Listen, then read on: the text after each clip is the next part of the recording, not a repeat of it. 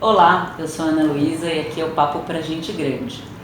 Toda quarta-feira a gente vai abrir um espaço aqui para a gente falar sobre diversidade e inclusão, que aliás é uma das minhas paixões. Mas antes da gente abrir esse espaço, eu queria falar sobre o meu conceito do que é diversidade e inclusão na real.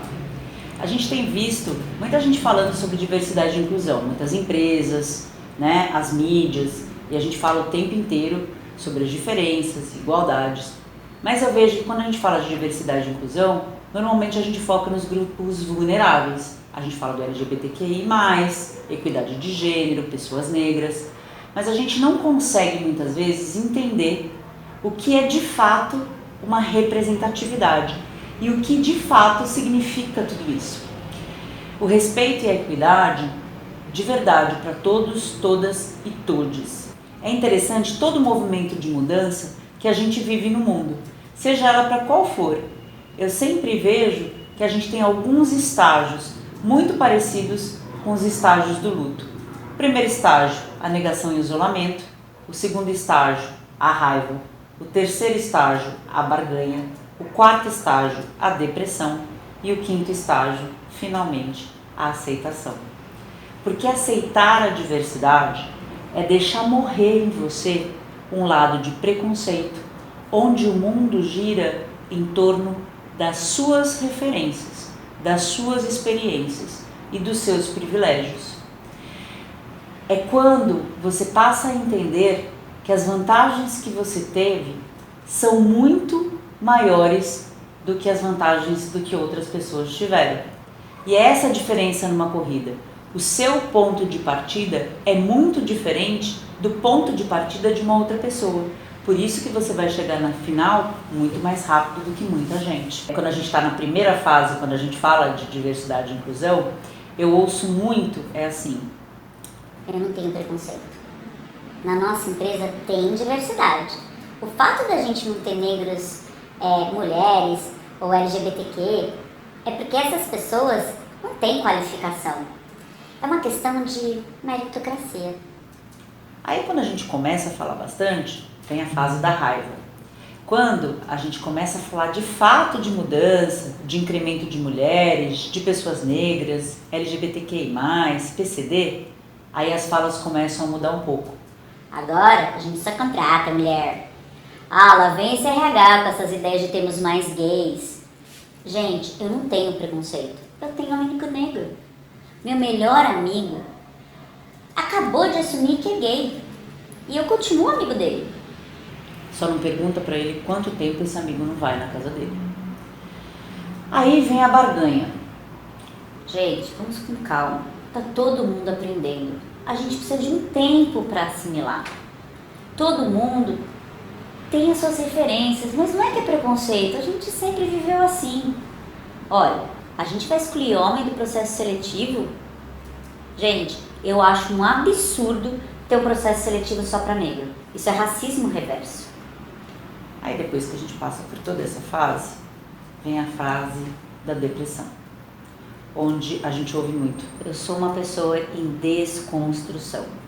E aí é onde a gente começa a escolher quais as agendas que realmente fazem parte e fazem diferença na vida da gente. Quais são os grupos vulneráveis que tocam mais o nosso coração. E aí a gente passa a sentir de verdade as desigualdades, e a gente passa a se emocionar, a chorar e a fazer doações, né?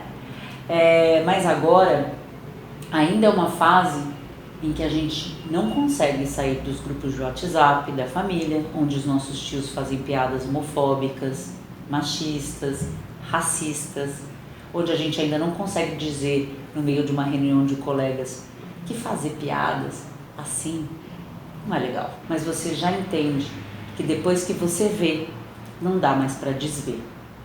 E aí é que vem a fase da aceitação, quando você entende a diferença entre equidade e igualdade. A diferença entre elas é que enquanto a igualdade busca tratar todos da mesma forma, independente das suas necessidades, a equidade trata todos de forma diferente, levando em consideração o que elas realmente precisam. E aí que a gente começa a entender essa tal da meritocracia. Vamos lá. Vamos pensar assim, eu com 23 anos, uma mulher branca, heterossexual, cis, classe média, pais separados, lembra? Com 23 anos, eu sou dos anos 80, isso não era muito comum. Eu me formei em escola pública, faculdade particular, estudando à noite. E eu só consegui terminar os meus estudos porque a minha madrinha me ajudou a pagar e porque eu tive apoio da minha família. Mas eu só tinha o português fluente, porque o meu inglês era o The Books on the Table.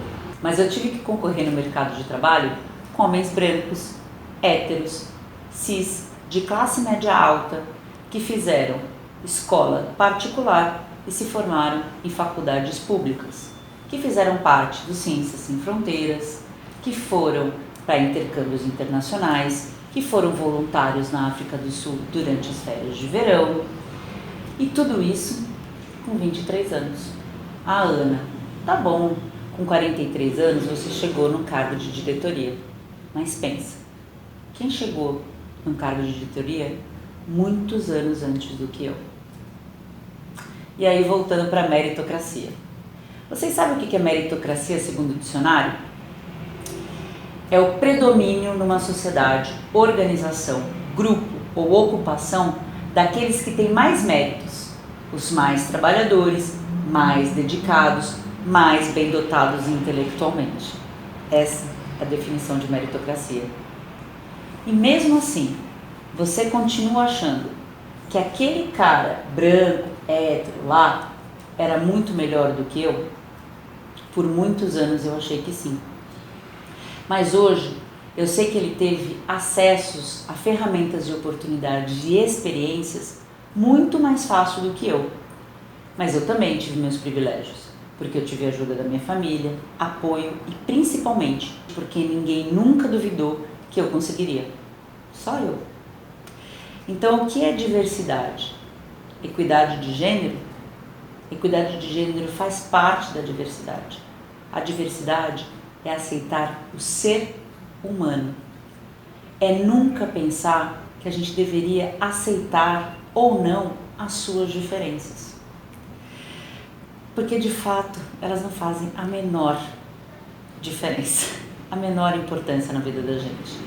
Negro, branco, indígena, asiático, indiano, paulista, carioca, baiano, LGBTQI+, PCD, heterossexual, católico, muçulmano, tímido, desinibido, mandão, autoconfiante, convencido, medroso, pobre, rico, inglês fluente, português fluente, depressivo, ansioso.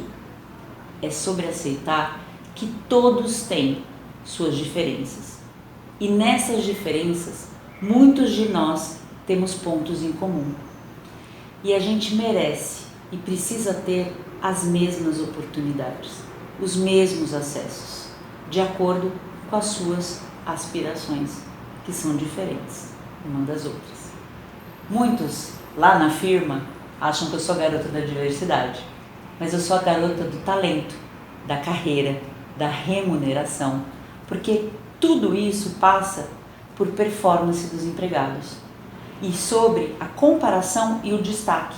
E sem diversidade, a gente vai continuar promovendo e contratando sempre os mesmos perfis, das mesmas faculdades, dos mesmos lugares.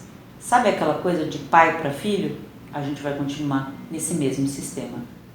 E aí, quando pergunto, você não tem inglês fluente? Ok, o americano não fala português.